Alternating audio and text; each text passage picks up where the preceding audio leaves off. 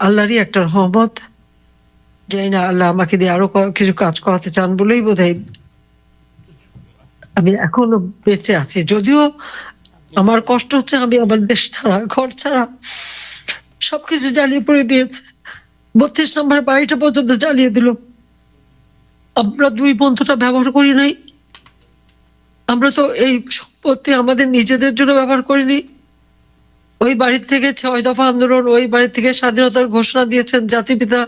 আর ওই বাড়িতেই তো আমার বাবা-মা সব জীবন দিয়েছেন, তাদের রক্তের দাগ। আমরা বঙ্গবন্ধুর স্মৃতি জাদুঘর করে দিয়েছি। কত দেশি বিদেশি নেতারা ওই ভাষায় ওই ভবনটা তারা ভিজিট করেছেন, কত মতামত মন্তব্য লিখেছেন।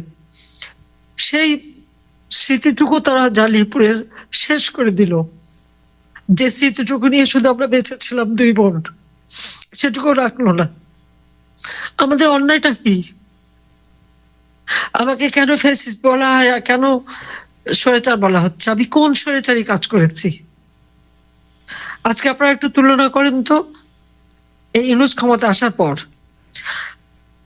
ছাত্রদের এমনভাবে বেয়াদব করেছে, এমনভাবে ব্যবহার করছে। আজকে ছাত্ররা শিক্ষকদের হামলা করে, তাদের গলায় জুতার মালা পরায়, তাদের গাছের সাথে বাঁধে।